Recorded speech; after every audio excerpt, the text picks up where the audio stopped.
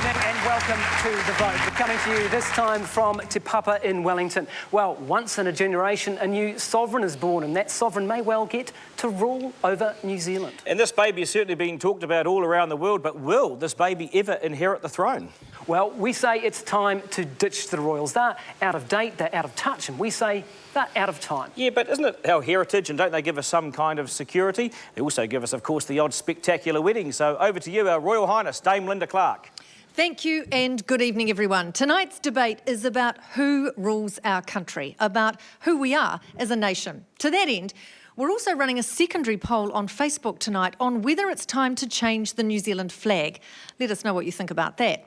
But how do you vote on whether or not we ditch the royals? Well, it's simple. You can text yes or no to 3920. The text will cost you just 20 cents. You can go to our website, thevote.co.nz, our Facebook page, The Vote NZ, or Twitter, where our feed is @TheVoteNZ. Just click yes or no. And at the end of the program, we'll have a snapshot of what Kiwis think of the Windsors and the sort of country you want us to be. Now let's start this Royal Rumble with National MP and former head of the Monarchists League, Simon O'Connor. Mr Garner, lead us away. All right, Clarkie, thank you very much. Simon, thanks for coming along tonight to the program. I note 7 of the world's top 10 democracies are all monarchies. What does it say about monarchies? Why do they work? It tells you without a doubt that it works, and importantly, of course, there are fewer monarchies than there are republics, so that's an over-representation. 7 out of 10. Facts speak for themselves. Monarchies work. In terms of what we've got broken here, is there anything broken that we need to fix in our system of government? No, not at all. I think our constitutional structure is great. In fact, we do it a disservice by saying it could be broken. It's like the Lamborghini model. This is an enviable system in the world. What do you think about the fact that we're an independent, strong nation? Is it almost insulting to New Zealanders to say we're not independent because we rely on a Queen as head of state? Look, absolutely, we are a mature and strong country. You look at what we have done over the years in terms of apartheid, the issues around the environment. You think of even the anti-nuclear stance, it's just an insult from Republicans to New Zealanders. And these guys will also argue that it's a costly system as well, no doubt. Is it costly to New Zealanders? Not at all. In fact, the Queen is a volunteer. We do not pay for the Queen. She is a volunteer, as with her family. What about the Camilla and Charles visit down here? I was reading it cost 20 cents a head. It cost New Zealanders 20 cents a head. So when royals visit, as with other dignitaries, we do the hospitable thing. We pay for that, but that's incredibly good value. And you can see them, and they have been down here. I think they've been down here close to 70 times. Absolutely. I mean, if you argue that they're distant, they're not. They come here. Oh, look, absolutely. And you're going to hear probably from Republicans, oh, they're not here enough. But every time they're down here, they complain. Which way is it? Simon, good, nice to see you, mate. All right, thank you very much. Sir Bob, doesn't it seem a little bit absurd in 2013 to have the head of state of New Zealand half a world away? Well, of course it does. And I can tell you, I remember when the Queen came out here 50 years ago, and there were 6 pages of photographs every day as she toured the country. There were public holiday where she went. Scouts, mayors, the whole, you can imagine. I raced all over the hut when she came to the hut to catch a glimpse. If the Queen came out here now, she'd be lucky if she got a photo. We don't care anymore. She's irrelevant. Grow up. This country has gone in that 50 years, and as indeed has Britain, in massive changes. We don't need these clowns over there. Goodness gracious me. They say, oh, well, we'll wait for the Queen to die. Why do we wait for the Queen to die? And there's a goose with the ears. What's his name? Charles, yeah. The man whose ambition in life is to come back in the next life as a Tampax. And we want him, and that's his own expression, we want him to be the nominal leader of this country. Look, Sir, can I just interrupt? Speaking of leaders, Sir Bob, speaking of leaders, Guy, do you want to get a word in? I mean, are they representative of New Zealand no, today? Of course they're not. Look, Britain's changed as well over that time.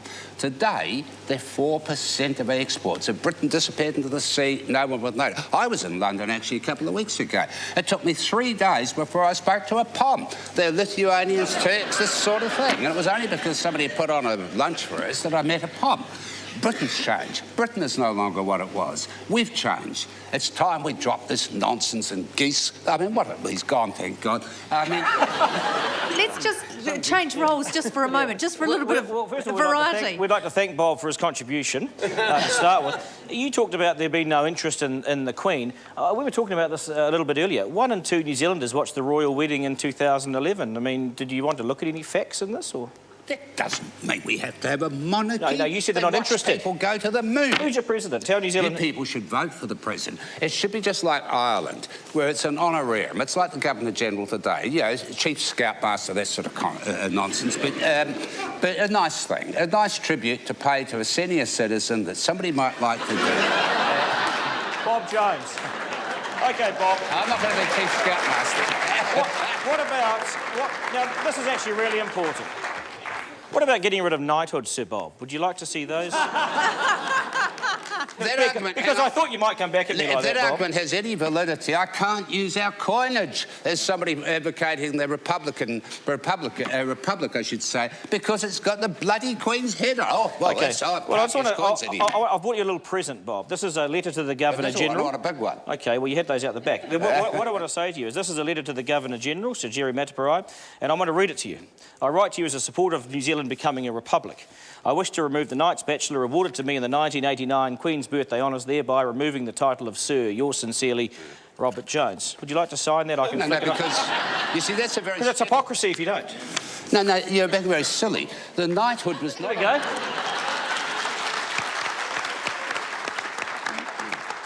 The knighthood was awarded to me by the government, and it's just simply an award. Nothing to do with the Drop bloody the hypocrisy. Queen. Never heard of it. Would you like to sign this, Bob? Seriously? No, because it's No, irrelevant. hypocrisy, is it? No, it's not hypocrisy at all. You're Because clinging it's to a the waste last of time. vestige Well, of I'll happily sign it. Right, he signed it. Thanks very much, Bob. You're a good man. Thanks, mate. Cheers. I'll leave it there. I think we better put this in the mail. All right. Guy, on over to you. Simon O'Connor, you're a member of Parliament. You treat fairness seriously, I'm sure. Absolutely. Do you think that, in principle, it is fair to get a job by virtue of your family and your religion? I think, actually, it couldn't be any fairer. It's just the virtue of birth. No, Absolute virtue of birth. So it's fair enough to get a job on the virtue of birth and religion? If you don't do it on that way, you're going to do it because they're politicians, you're going to do it because they're activists, you're going to do it because they're wealthy, and that's manipulation. Well, no, in your democracy. you might vote for them. Indeed, and so if you start voting Would that be a good thing? If you start voting for your head of state, then you've got winners and losers. The strength of New Zealand's democracy is the woman who holds the power on part of all of New Zealand is not political. Well, dictators could say the same thing. No power. Yeah, well, look at republics. You want to go and look at dictatorships and problems, you go and look at republics. Do you want a democracy or not? We have democracy. We have So the why best can't we democracy in the world. democratically elect our head of state? Well, look Why at this. shouldn't we? Why is the rule good enough for you as a member of Parliament, but not good enough for the person who's the head of state? Well, there's two quick reasons there. Firstly, she is democratically. It's a mandate of the New Zealand Parliament, the New Zealand people who choose the Queen to be our head of state. Are you trying to say that the Queen has somehow democratically got her position? Parliament has to call on a person to be the monarch. That's how it works. And who signs the ultimate laws in Parliament? That is the signature of the Queen, which the Parliament has agreed to be I think we will leave it there. Thank you. All right. Thank you. Now, before the show, we asked the audience here at Te Papa where they stood on this question of the monarchy. And here are the results. So the question was, should we ditch the royals? And the answer was yes, 43%, no, 48%, and undecided, 9%. We'll ask again later to see if the teams have changed anyone's mind. But it's your view, of course, that matters. Text yes or no to 3920. Now, please, just put in the words yes or no. If you add any comments, exclamation marks and so on, your vote may not be counted. And we had a bit of that last month. Otherwise, head to our website, Facebook or Twitter to have your say. Now, coming up, New Zealand's long had a special love affair with the Windsors, the fairy tales and romance, the scandal and intrigue. We will debate all of that, what it means for the Treaty of Waitangi, and just who could wind up as the President of New Zealand. We're back in a moment.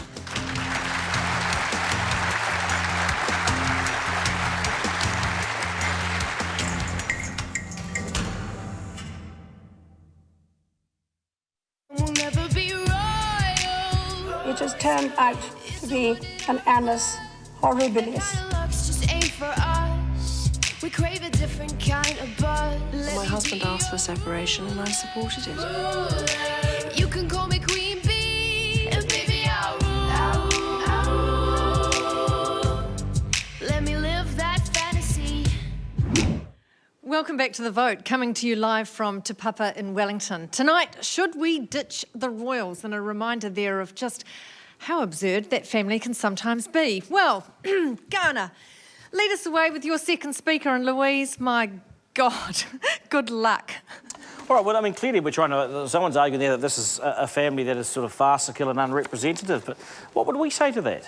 Well, I think as our opponent over there, the former Sir Bob Jones, said that the Queen isn't at all popular, and I can tell you what, you have so got it wrong. The Queen is more popular than she has ever been in New Zealand. She is. I see sales figures every week. She's going through the stratosphere. She's safe hands, she's humble, she's approachable, she's living a life that has been... So is Mrs Murphy in Martinborough.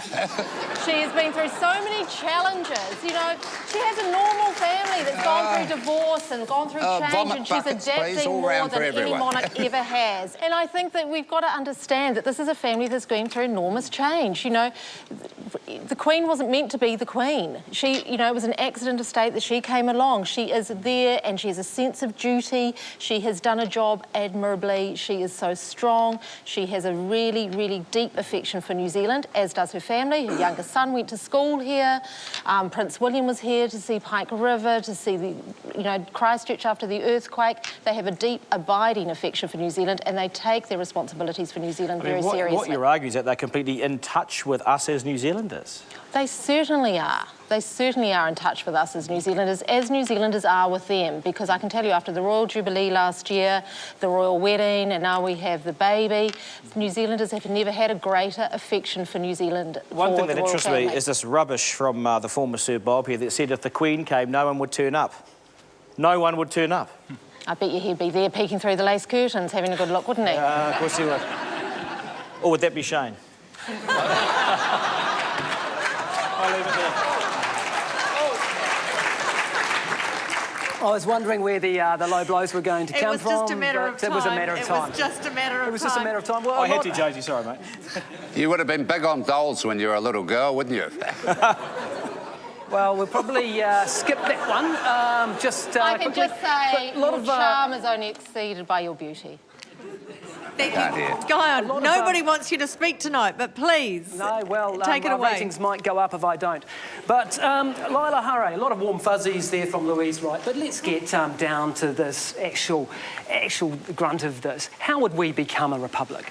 Well, I have to add too that Brad and Angelina are going through the stratosphere too, and you know, magazines like yours promote a sort of distorted, contrived affection for the royals. And in fact, this debate isn't about how we feel about the royals or any particular royal. It's about how we feel about ourselves as New Zealanders, and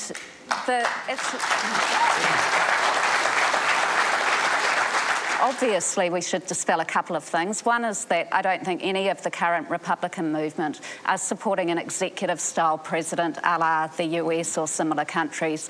We're looking for a ceremonial, a constitutional, a community-building role. As Sir Bob says, somebody who would carry some of the vision, the principles, the spirit and values of New Zealand. We don't get that as a matter of birthright or an accident of birth, as Louise has said.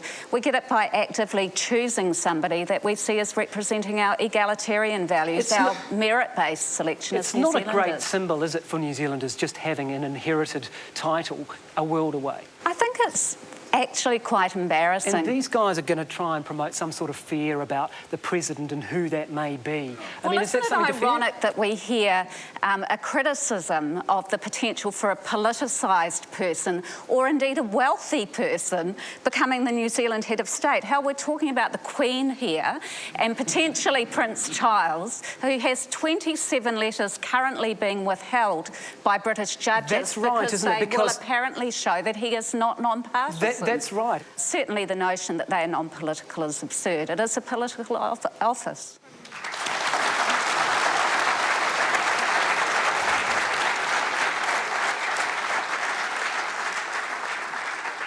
So what happens if there's a power imbalance between a Republican president and a Prime Minister? How do you resolve that? Who's in charge of the country? New Zealand is ruled by our Parliament, by our executive government.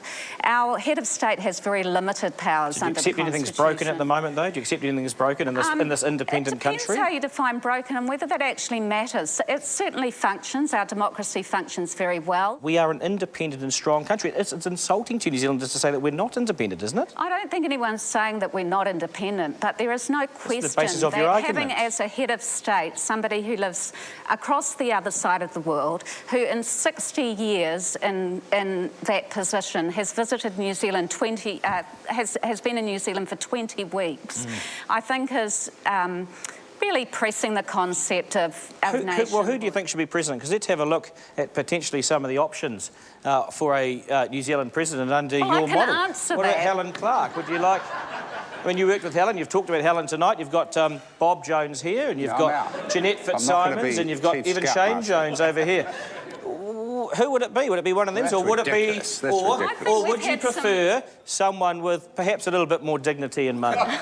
Than me. No? Well, actually, she You all couldn't heard be that. There's a elected. defamation going out next week. My point is, what do we gain by having a Republican president? We've got the Queen. What we gain is the mandate of New Zealanders for our acting head of state. We've had some great governors-general, and I think that the New Zealand Parliament or the governments of the day have made some very worthy appointments. They're the kind of people that we might imagine seeking this role. Thank you very much, Thank you, Lila. Guyan.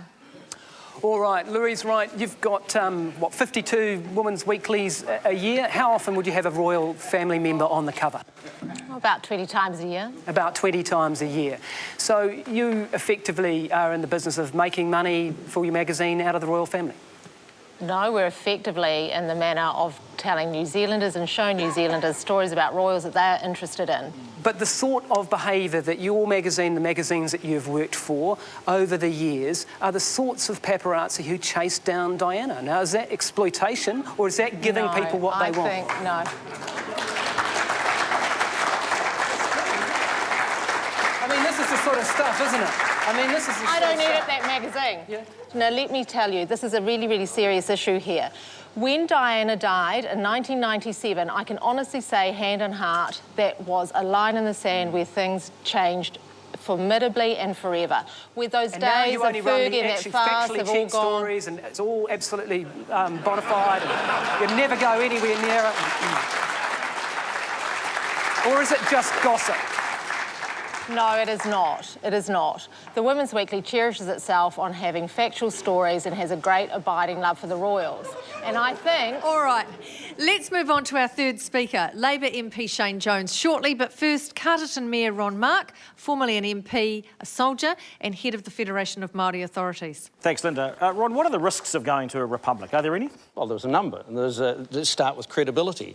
Who in New Zealand is going to have the credibility required to stand up and to be noted and accepted by New Zealanders with all of their little past activities in their life and their political alliances and their economic influence? Who's going to have the credibility of the Queen to fill that role and be trusted by the people of New Zealand? Instability. How are you going to deal with the tensions between a president and a prime minister when one has political influence and believes that the country's going in the wrong direction? How do you protect the parliament from those influences? If you look at republics internationally, I think rudderless republics have become renowned for their hallmarks, which are corruption, political interference, chaos, anarchy and civil war. And you don't have to look too far. Turn on the television tomorrow and watch it all replay again. Public trust, confidence, and then look at the relationship, the risk to the relationship between Māori and the Crown, Māori and Parliament. We have gone through 20 years of treaty settlements, of working with Māori, of Māori working with non-Māori, working with Parliament to get to a stage now where the treaty's place is pretty well defined and understood, where public have generally accepted the treaty settlement process must continue to conclusion. So there could be quite a divisive argument between Māori and this development of a new republic. Is that what New Zealanders want? Well, Is that what you're it's saying? interesting when you hear the utterances of certain leaders out there who say that that's fine, we can strike some sort of deal of how the republic's going to work. Go out on the ground and talk to Māori who are actually working their way through settlements now. There's no shortage of activists, both Māori and non-Māori, who would like to see Māori's rights further entrenched, who would like to reopen this debate, who would like to test the gains that they've got in search of higher. And what is the price and the consequence of opening up a debate in that area that, quite frankly, we've already overcome? All right, Ryan, we'll leave it there. Thank you.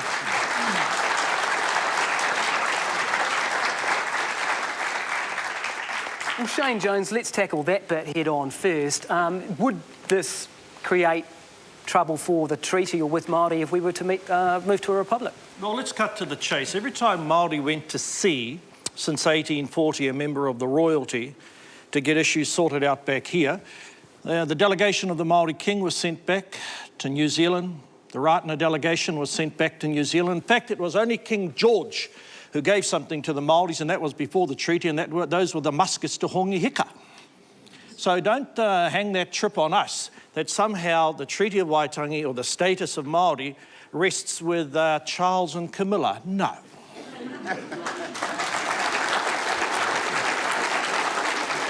Ron Mark there also trying to suggest that the only thing saving us from sort of depravity and corruption is the fact that the monarchy is based safely in London. What do you say to that? Look, the monarchy is the head of state at the moment.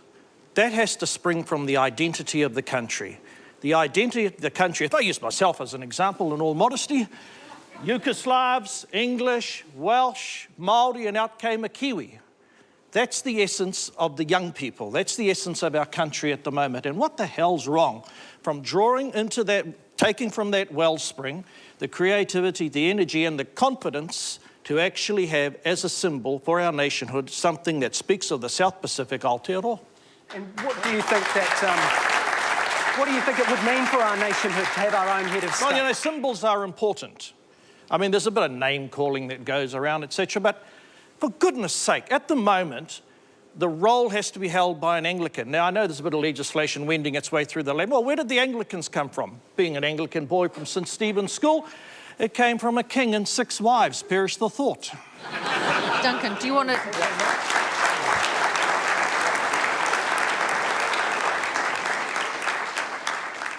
So, you're making some strong points there. I mean, are you saying throw out everything from England?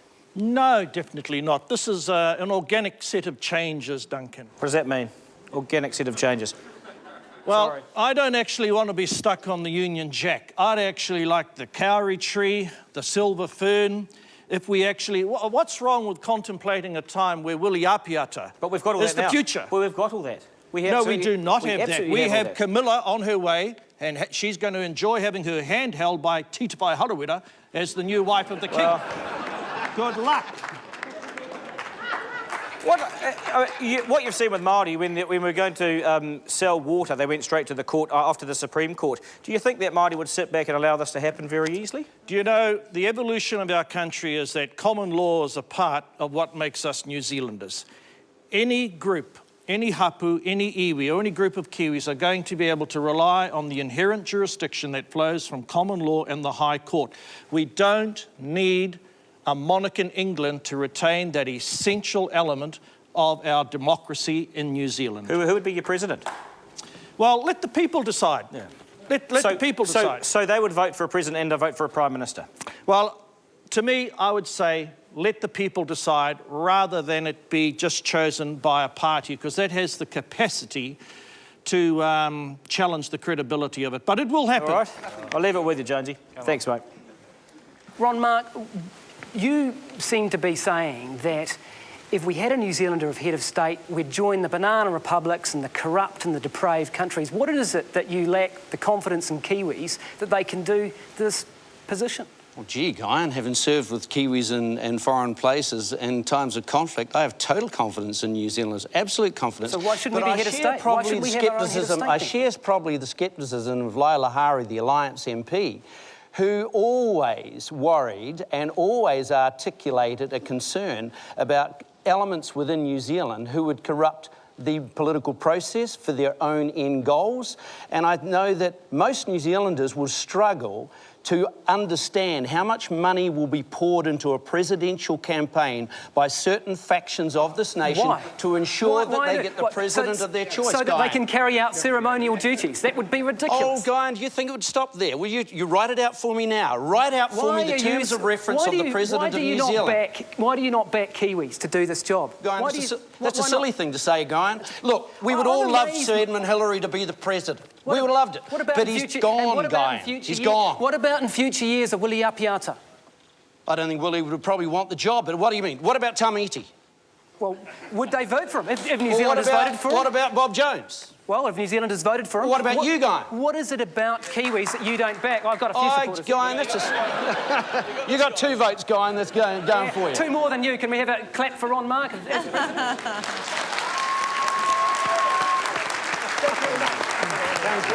backfired, didn't it? Yeah. All right, let's cut it there. Lots to think about and plenty more to come before you have to vote. But if you're ready, well, you can text now to 3920, either yes if you want a New Zealand republic or no if you want New Zealand to stay a monarchy. If you want to vote for free, you can go to our website, Facebook or, of course, Twitter. Still to come, the teams go head to head and we debate whether to keep the New Zealand flag or ditch that too. Don't forget, you can have your say on that question on our Facebook page. We're back in a moment.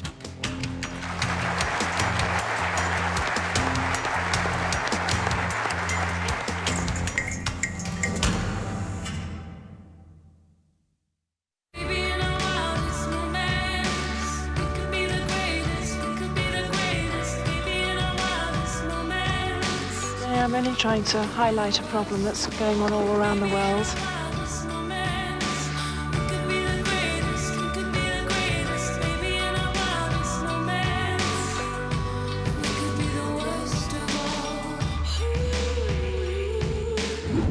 Welcome back to The Vote. Tonight, is it time to ditch the royal family and become a republic? I guess those images, well, our panel are going to have a very different view on what they say. We want to hear what you think, of course. All the numbers you need are on screen now. We've heard both sides. Time for some rebuttal. Let me throw to you, Simon O'Connor, first. You said, I think it was either you or Garner said right at the outset of the program, that the royals have come to New Zealand 70 times? 70 times since 1840? That doesn't sound like a lot. No, I think it's at least 70 times since about 1953 when the Queen became Queen of New Zealand. So still doesn't sound like a lot. I think it is quite significant. Haven't we been punished enough, Sir Bob? We certainly have. You people don't have to suffer what I can see. I look across here. He's wearing brown shoes, for God's sake. With I knew it. I knew he'd be on to the brown shoes. But you see, this is the problem here we've got, Sir Bob. Has-been arguments from your team. It's has-been arguments, and younger people like myself are interested in the monarchy. We grew up and we said, why is this democracy working? You are a 35-year-old octogenarian, An octogenarian. The thing is, a younger generation, younger generation like myself are coming through and asking why this democracy is working, and then we begin to ask why people like you, why do you sign off your letter, Adolf Hitler? Is that the dismissive tone towards this democracy is absolutely typical of Republicans. It's absolutely to do with it. You want your cake and eat it too. You want to keep your title, you want to insult. Listen to the answer, because the question was absurd and it deserved an absurd answer. The award system has nothing to do with the Queen. She's never bloody heard of me, for God's sake. Nor has she ever heard of the White Tabby Treaty either, for that matter. She's sitting there worrying about her cup of tea and how much sugar she can take. Now, and that's about her life. Now, this is nonsense. Just pause. Sir Bob, tell us about the investiture. I can't hear, I'm afraid. The investiture, when you got the knighthood. I'm sorry, I just can't hear. You look like a hypocrite, Sir Bob. That's what everyone's saying to you. Yes, I know, you want to get rid of the flag, you want to get rid of the anthem, you want to get rid of the name of the country, the head of state, and you want to cling to your title of Sir. I didn't say I want to cling to it at all. Well, I'm trying to tell you, but you won't listen. It has nothing to do with the monarchy. Right, let's just move on from the honour system for a moment. Is one of the problems for your team, Lila, that New Zealanders have difficulty visualising what the alternative might be? In other words, we might be monarchists because it's better the devil we know.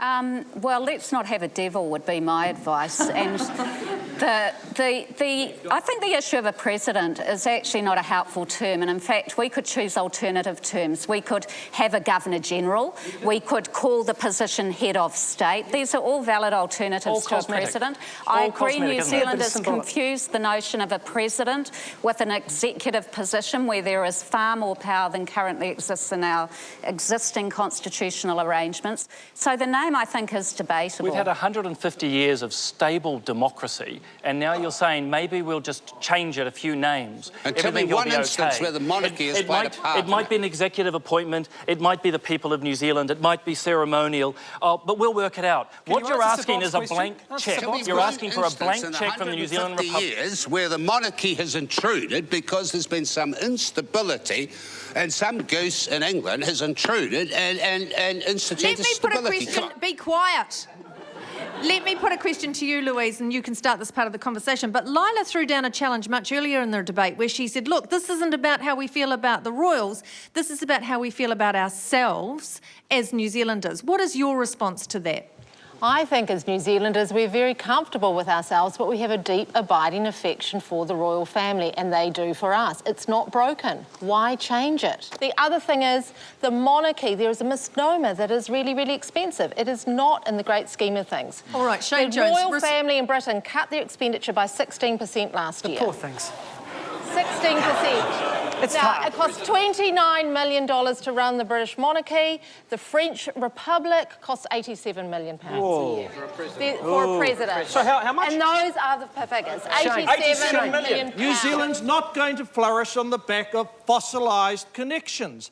Sure, we love the Queen as a revered figure, but secondly, that is soon going to change, and it'll change when Camilla rocks up as the de facto Queen of Aotearoa. You will not find, unless they're in your narrow ranks, now, hang on. with the British Bulldog on the Union Jack, which will soon change as well. We'll get a decent flag. So here we are, no, exactly you're going right. You backwards can't there. sell the package deal, so you just attack personalities. Trust You them. just attack they personalities. Want evolution. No. They want progression. Yep. They don't want and their that's why head New of Zealand's state monarchy works. Represented through hereditary and a discriminatory appointment. So the Māori King. Good night, Irene. So the Māori King.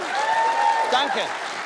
So what I want to hear Shane say then, if I was to... Hold on.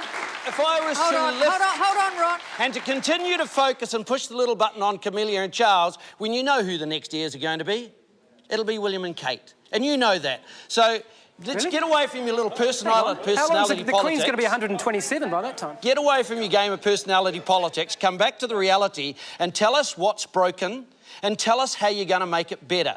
Because at the end of the day, I have confidence in New Zealanders. I know that if there's a referendum tomorrow, they would probably choose William over Tamaiti. They would probably, recognise that actually there's not a dog show in hell of a Māori being elected president. Tell me when we had a Māori Prime Minister. And if that's the fate that you're condemning Māori to, that is you're going to politicise the Governor-General's appointment or the head of state's appointment and leave Māori to get out there and contest with Bob Jones and his big backers. Good on you, Shane. All right.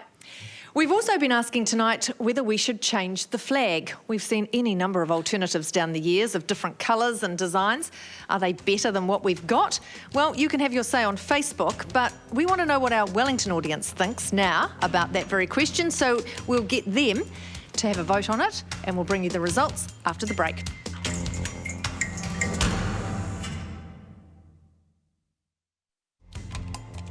Welcome back. This is The Vote tonight. As we await Kate and Will's new baby, we're asking you a simple question. Should the royals reign over us? And we are live at TV3 with a voting update. Good evening, guys. Evening all. Lots of debate here on Twitter and Facebook, trending #1 on Twitter again. Guys, the consensus is that Bob Jones should have signed your letter, Duncan. And lots of nominations for president. Clark, Mataparai, Bolger, Cartwright, Salmond, Hara even. As for the voting, this is probably the closest one we've had thus far. One side's starting to pull ahead, but it's pretty tight. So if you can still vote, you can still make a difference. Back to you. Fascinating stuff. All right, thank you very much, Tim Watkin. Now let's get back to the debate. Good to have you back with us in Wellington. We're getting towards the end of the program. Now, you've heard the arguments, so now's a good time to vote. If you want to ditch the royal family, text yes to 3920. If you support the monarchy or the continuation of the monarchy, text no. Or you can go to our website, thevote.co.nz, our Facebook page, The Vote NZ, or our Twitter feed, @TheVoteNZ, and click on the polls there. Now, before the break, we asked our audience here at Te Papa about changing the New Zealand flag, and here are the results. Yes, 75% wanted to change the New Zealand flag, just 21% wanted to hold on to the flag we've got, and 4%, were undecided. Well, I'd like to know what the debaters think about all of that. I'm very relaxed around the flag. The Queen of New Zealand will sign it off. That's what we want, absolutely. So, yeah, very relaxed. And again, you don't have to actually change the Queen for that. It's got to ask the Queen's permission for a new flag? Well, it's a ridiculous contradiction. You go for something fresh, which draws on the vision of the people, and then you go back and ask Auntie Camilla, can you have permission?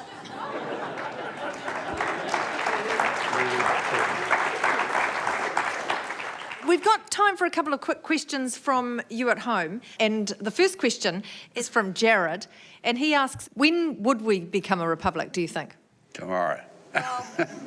I think most people would say at the time of the abdication or the death of the Queen would be an appropriate time to be prepared to make a transition to a republic. You would probably simply remove the reference to the head of state being the British monarch from our Constitution Act.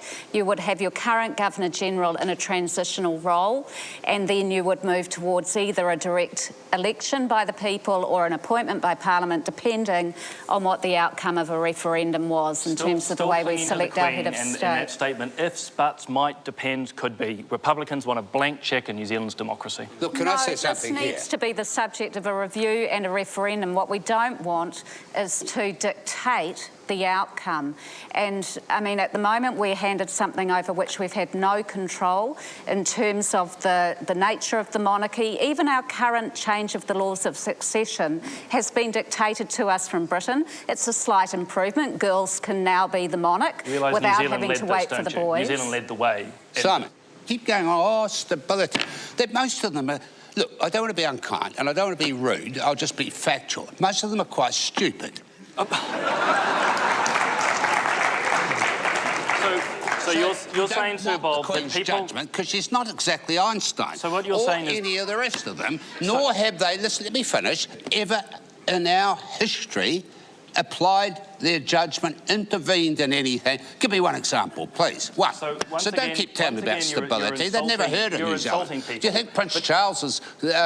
Prince Charles earns over £100 million, $250 million a year for charities. This is a man who does enormous good. He's a man who promoted New Zealand wool. There are people who come down here, and every time they're here in New Zealand, so we free have to have advertising for New Zealand. I think, Simon, you make a good point. He does go out there and generate funds and spend them on public purposes. Because he's got nothing else to do. But at the moment, Owen Glenn's doing the same thing. Exactly. Well, that's hardly our encouraging feature. You're in good company there, Shane. Another debate. Right.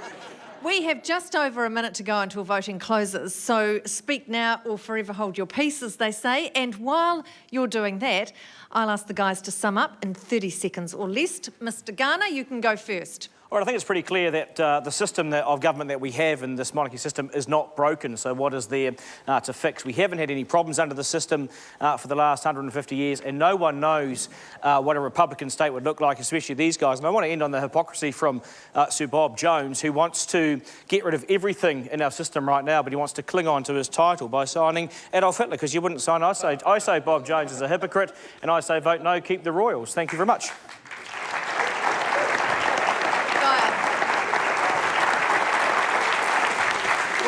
You know, it's time New Zealand grew up and got real. There are only 15 countries in the world where they don't have their own nation's person as their head of state.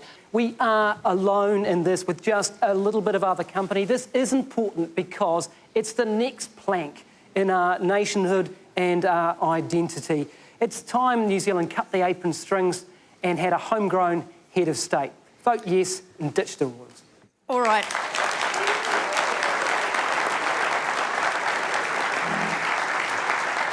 Thank you, gentlemen, and thank you to the two teams. Voting is now closed.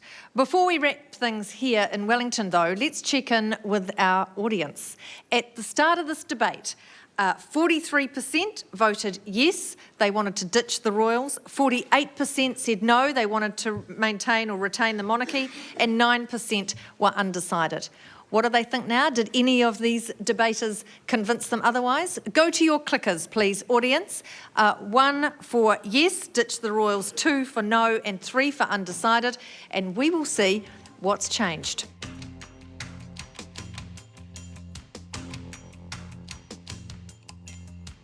Well, the results are in, and what a change. Yes, 63%. No, 35%, and undecided, 2%. As for me, the debate itself, what can I say? This was really a debate between a 35-year-old octogenarian and an octogenarian toddler. So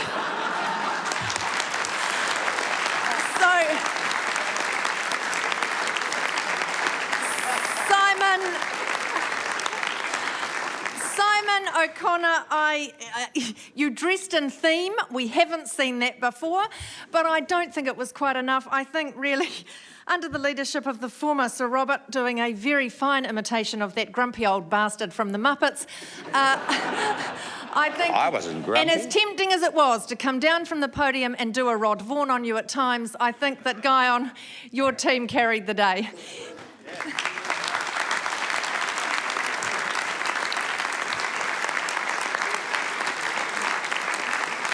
But, of course, the result we're all waiting for is what you at home think.